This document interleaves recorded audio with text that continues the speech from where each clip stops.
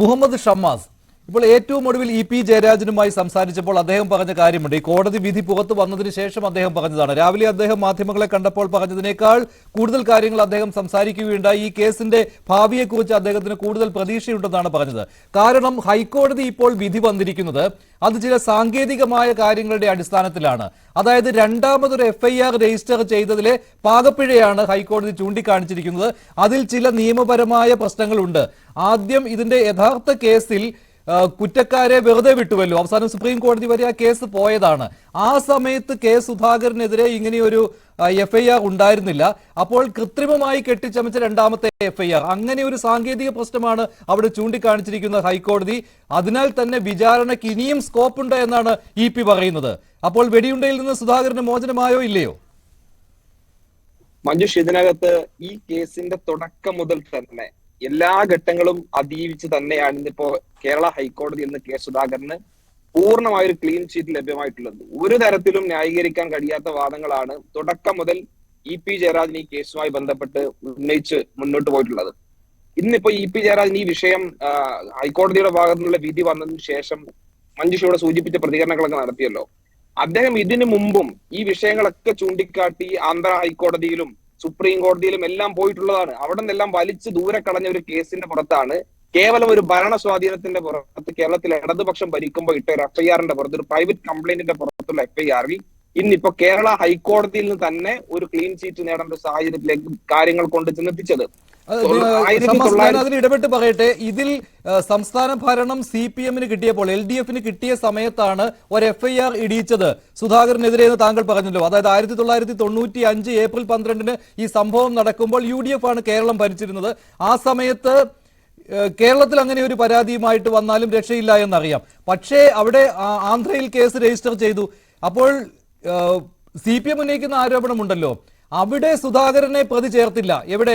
ആന്ധ്രയിൽ പ്രതി ചേർത്തിട്ടില്ല. അന്ന് കേന്ദ്രഭരണം കയ്യിലുണ്ടായിരുന്നത് ആർക്കാണ്? കോൺഗ്രസിനാണ്. അതുപോലെ തന്നെ ആന്ധ്രയിൽ സ്വാധീനം കോൺഗ്രസിനാണ് ഉണ്ടായിരുന്നത്. അതുകൊണ്ട് വിക്രം ജാലിൽ ശശിയുടെയും KP ദിനേശിന്റെയും മൊഴി, ഇവരാണല്ലോ പ്രതികൾ. ഇ.പി. ജയരാജനെ വെടിവെച്ചു എന്ന് അന്ന് പ്രതി ചേർക്കപ്പെട്ടവർ. ഇവർ മൊഴി കൊടുത്തിട്ടും, സുധാകരനെതിരെ മൊഴി കൊടുത്തിട്ടും പ്രതി ചേർത്തില്ല. അങ്ങനെ രക്ഷപ്പെടാൻ സാഹചര്യം ഒരുക്കി കൊടുത്തു എന്നാണ് മറുവാദം വരുന്നത്. നിങ്ങൾ പറയുന്നു 97-ൽ കേസ് രജിസ്റ്റർ ചെയ്ത സമയത്ത് E.K. നായനാർ ഇവിടെ മുഖ്യമന്ത്രിയായി. ആ സമയത്താണ് ഇ.പി. ഒരു പ്രൈവറ്റ് കംപ്ലൈന്റ് കൊടുത്തത്. ആ കംപ്ലൈന്റ് ആണ് ഇപ്പോൾ വലിച്ചു കൊട്ടയിലിട്ടത് എന്നാണ്. പക്ഷെ ഇങ്ങനെ അങ്ങോട്ടും ഇങ്ങോട്ടും ആരോപണങ്ങളുണ്ട്.